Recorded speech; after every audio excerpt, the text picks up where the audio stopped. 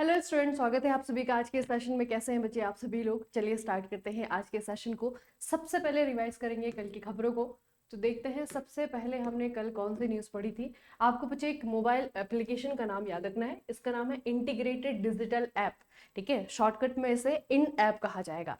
तो ये जो आपका इन ऐप है, ये किसके लिए है? ये है एमएसएमईज से जुड़े हुए लोगों के लिए। ठीक है, तो जो भी हमारे व्यापारी हैं, जो भी हमारे बिजनेस ऑनर्स हैं, जो कि मध्यम और लघु और सूक्ष्म उद्योगों से जुड़े हुए लोग हैं, उनके लिए एक स्वदेशी डिजिटल प्लेटफॉर्म है, जिसमें कि उनके बिजनेस से रिलेटेड जो चीजें हैं वो उसमें उनको आसानी से मिल जाएंगी। तो ये बच्चे आपका इन ऐप है, आपको याद रखना है कि किस चीज से रिलेटेड है। अगला हमने पढ़ा था कि अंतर्राष्ट्रीय मुद्रा कोष यानी कि आईएमएफ के द्वारा भारत का जो यूपीआई है, ये आपका एक ऑनलाइन ट्रांजेक्शन का प्लेटफॉर्म है। यूपीआई को सबसे बड़ा, दुनिया का सबसे बड़ा रियल टाइम भुगतान प्रणाली के रूप में मान्यता दी गई है। क्योंकि अगर हम देखेंगे यूपीआई में टोटल जो आपकी ट्रांजेक्शन्स हुई हैं, वो कितनी हुई है बच्चे? 129.3 बिलियन के ट्रांजेक्शन जो है यूपीआई के माध्यम से हुई है, जिसकी वजह से ये दुनिया का सबसे बड़ा इस तरीके का डिजिटल प्लेटफॉर्म बन गया है। उसके अलावा अगर हम देखेंगे ऑनलाइन जितनी भी ट्रांजेक्शन दुनिया भर में हुई है, उसका 49% हिस्सा सिर्फ यूपीआई के माध्यम से जो है आपका लेन देन किया गया है, ट्रांजेक्शन किया गया है। ठीक है, तो ये एक बहुत इंपॉर्टेंट न्यूज है, आईएमएफ के द्वारा ये मान्यता मिली है। ठीक है, अगला बच्चे, दिल्ली की मुख्यमंत्री रेखा गुप्ता ने शिक्षा और टेक्नोलॉजी क्षेत्र में भारत का पहला सिटी सेंट्रिक एआई इंजन, इसका नाम है दिल्ली एआई ग्रीन। ठीक है, ये आपका सिटी सेंट्रिक एआई इंजन है, दिल्ली एआई ग्रीन इसका नाम है। इसमें बच्चों को जो है आपका एआई एक तरीके से सिखाया जाएगा, उनको बताया जाएगा कि वर्तमान में जो भी समस्याएं हैं उनको किस तरीके से एआई की मदद से सॉल्व किया जा सकता है। ठीक है, तो सिटी सेंट्रिक एआई है और इसका नाम है दिल्ली एआई ग्रीन। अगला बच्चे, आंध्र प्रदेश के अमरावती शहर को भारत का पहली एकीकृत फाइनेंशियल सिटी बनाने की बात की जा रही है। फाइनेंशियल सिटी का मतलब है कि जिस तरीके जितने भी आपके पब्लिक सेक्टर के बैंक्स हैं वो सभी आपको एक जगह मिलेंगी इस सिटी में। ठीक है, जितने भी आपके फाइनेंशियल इंस्टीट्यूशन हैं वो भी आपको सही पूरे राज्य भर से एक ही जगह मिलेंगे। ठीक है, तो इस तरीके का एक शहर बनाए जाने की कोशिश की जा रही है, जिसमें कि सारे के सारे फाइनेंशियल जो चीजें हैं वो एक ही जगह मिल जाएंगी। और ये शहर कौन सा होगा बच्चे? ये होगा आपका आंध्र प्रदेश का अमरावती शहर। ठीक है, उसके अलावा भारत का जो अंतरराष्ट्रीय विज्ञान महोत्सव है IISF, इसका 11वां संस्करण का आयोजन किया गया है। ठीक है, इस बार बच्चे इसकी थीम रखी गई है विज्ञान से समृद्धि आत्मनिर्भर भारत के लिए, और ये कहां पे हो रहा है? आपका पंचकुला हरियाणा में हो रहा है। ठीक है, याद रखिएगा। उसके अलावा राजस्थान के बारे में हमने एक न्यूज पढ़ी थी जो बहुत इंपॉर्टेंट है कि राजस्थान राज्य 100% मतदाता सूची डिजिटाइजेशन पूरा करने वाला देश का पहला राज्य बन गया है। मैंने आपको सर के बारे में बताया था, जो कि बेसिकली आपका एक सर्वे है, जिससे क्या किया जा रहा है, जितनी भी वोटर लिस्ट का इस्तेमाल किया जाता है ना, वोटर लिस्ट में एक तरीके से वोटर लिस्ट को वेरीफाई किया जाता है कि वोटर लिस्ट में जो नाम है कहीं वो सही तो नहीं, कहीं वो गलत तो नहीं है। ठीक है, और जो लोग एलिजिबल है वोट देने के लिए, उनका नाम वोटर लिस्ट में है या नहीं है। ठीक है, तो इस तरीके से जो है आपका वेरिफिकेशन किया जाता है। तो उसी प्रोसेस को इस्तेमाल करके जो है राजस्थान ने क्या किया है, राजस्थान पहला ऐसा स्टेट बना है जिसने कि अपनी पूरी वोटर लिस्ट को क्या कर दिया है? डिजिटाइजेशन कर दिया है। ठीक है, तो 100% डिजिटाइज करने वाला पहला स्टेट बन गया है राजस्थान। अगला बच्चे, BW एप सुपर टूर्नामेंट, ये आपका बैडमिंटन से रिलेटेड जो है आपका एक टूर्नामेंट है, जिसे कि राजस्थान के युवा खिलाड़ी, इनका नाम है संस्कार सारस्वत, इन्होंने जीत लिया है। ठीक है, तो संस्कार सारस्वत का संबंध आपको पूछा जाएगा कौन से खेल से है? बैडमिंटन से है। अगला बच्चे, रवीना टंडन जो कि बॉलीवुड अभिनेत्री हैं, इन्हें पेटा इंडिया के द्वारा 2025 का पर्सन ऑफ द ईयर चुना गया है। 2025 का person of the year Raveena Tandon को चुना गया है पेटा इंडिया के द्वारा। अगला जो है, हमने हमारी सरकार ने, भारत सरकार के द्वारा एक उद्देश्य बनाया गया है कि 2030-31 तक जो ऑयल सीड होता है बच्चे, जो तिलहन होता है, उसका प्रोडक्शन हमें 69.7 मिलियन टन तक क्या करना है। ठीक है, तो ये उद्देश्य निर्धारित किया गया है किसके द्वारा? हमारी सरकार के द्वारा 2030-31 के लिए। ठीक है, उसके अलावा भारत में बहुत सारे ऐसे ऑयल सीड हैं जिसमें कि जिसके प्रोडक्शन के मामले में भारत जो है आपका पहले नंबर पे है। ठीक है, जैसे कि आपका तिल आता है, जैसे आपका जो है बहुत सारे और भी आते हैं, जैसे कि राइस बर्ली का भी आपका ऑयल होता है। ठीक है, तो बेसिकली ऑयल सीड के मामले में हम जो है प्रोडक्शन के मामले में पहले नंबर पे है। फिर भी हमें इस उत्पादन को क्या करना है? बढ़ाना है, इनहेंस करना है। 2030 तक इसे हमने 69.7 मिलियन टन तक पहुंचाना है। ठीक है। अगले बच्चे हमने पढ़ा था एक रिपोर्ट, इस रिपोर्ट का नाम है, मैंने आपको कहा था क्रिया रिपोर्ट या श्रिया रिपोर्ट, इसे याद रखना। इस रिपोर्ट के अकॉर्डिंग ये बताया गया कि भारत का जो सबसे प्रदूषित शहर है नवंबर 2025 में वो है गाजियाबाद। ठीक है, टॉप 10 शहरों में अगर आप देखेंगे तो दिल्ली और दिल्ली के आसपास के जो शहर है उनको जो है आपका टॉप 10 शहरों में रखा गया है, और इनमें से एक है आपका गाजियाबाद जो कि सबसे ज्यादा प्रदूषित शहर बताया गया है इस रिपोर्ट के अकॉर्डिंग, आपको याद रखना है। अगला बच्चे एक एआई टूल है परप्लेक्सिटी, ठीक है, परप्लेक्सिटी जो है आपका एक एआई टूल है।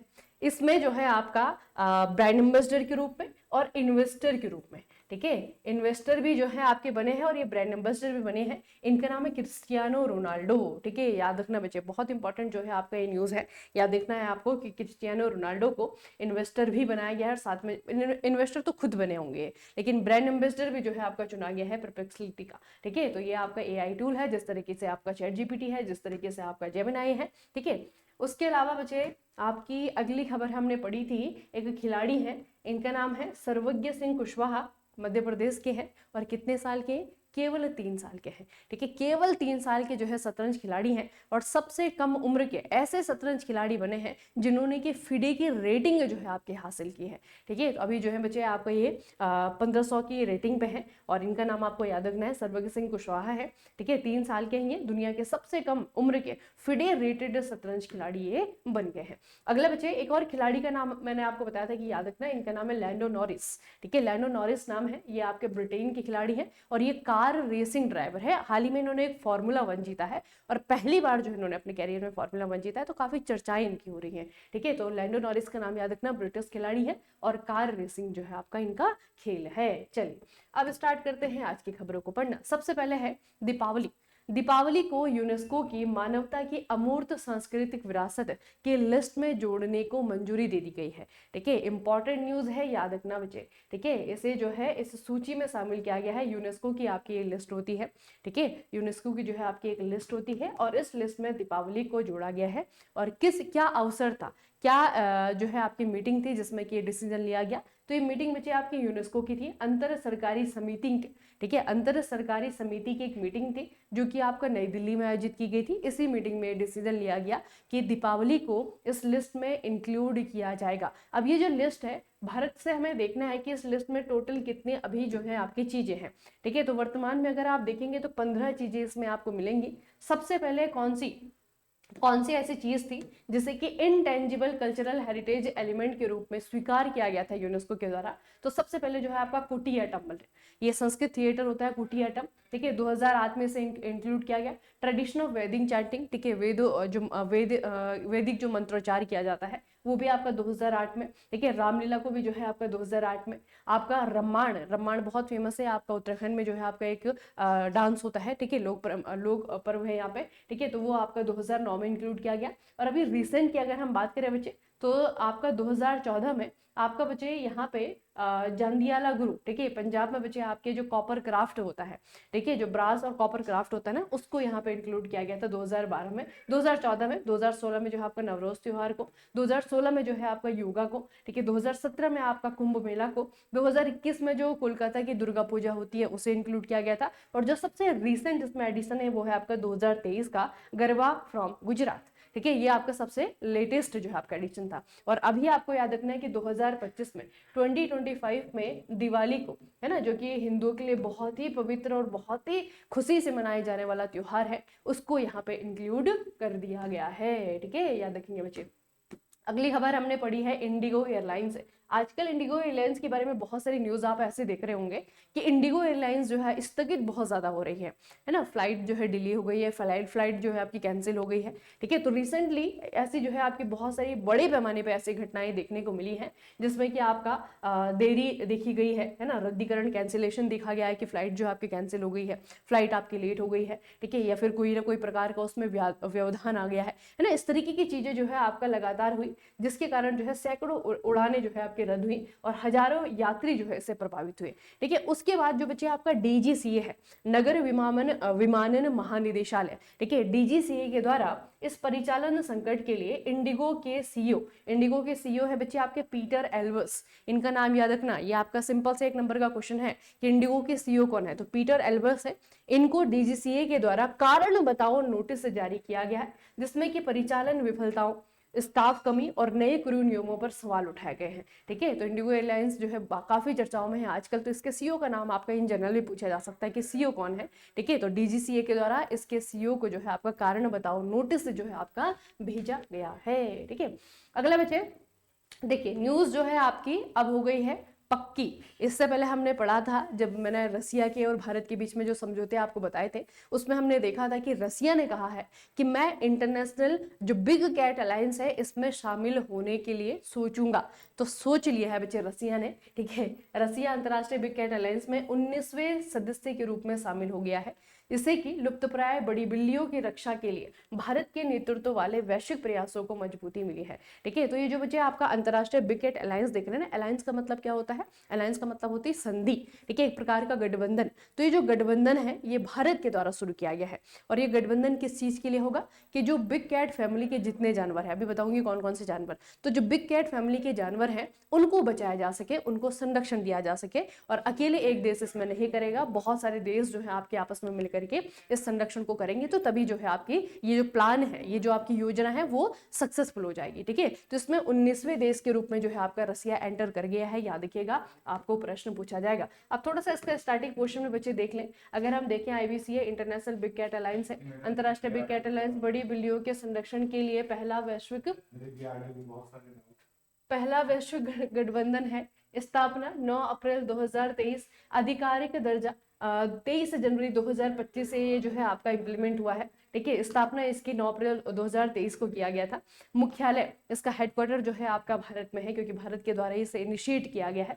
ठीक है, संस्थापक सदस्य की अगर हम बात करें तो उसमें बचे आपका निकारागुआ है, इस्तावनी है, भारत है, सोमालिया है, लाइबेरिया है ना, मतलब कि ये वो कंट्रीज हैं जिनके द्वारा इसे इनिशिएशन में भारत को मदद दी गई थी, है ना। तो संस्थापक सदस्य में ये देश आते हैं। और जो बचे आपके बिग कैट फैमिली के जानवर हैं वो है आपके 7 जानवर। ठीक है, कौन कौन से हैं, आपका बाघ हो गया, शेर है, तेंदुआ है, हिम तेंदुआ है, चीता है, जगुआर है और आपका प्यूमा है। ठीक है, तो ये जो है आपके 7 बड़ी बिल्लियों की जो है आपकी कैटेगरी के जानवर है, जिनको बचाने के लिए International Big Cat Alliance Bharat के द्वारा 2023 में शुरू किया गया था, और ऑफिशियली इसे इंप्लीमेंट किया गया है 2025 में, 23 जनवरी 2025 में। ठीक है, अगली न्यूज बचे हमारी आई है तेलंगाना सरकार ने एक डिसीजन लिया है। तेलंगाना सरकार ने कहा है कि हम अपनी सड़कों का नाम जो है रतन टाटा के नाम पे और अमेरिकी राष्ट्रपति डोनाल्ड ट्रंप के नाम पर रखने जा रहे हैं। ठीक है, तो आपको पूछा जाएगा कौन से स्टेट ने, है ना, तो ये तेलंगाना स्टेट है बच्चे, इन्होंने ये डिसीजन लिया है।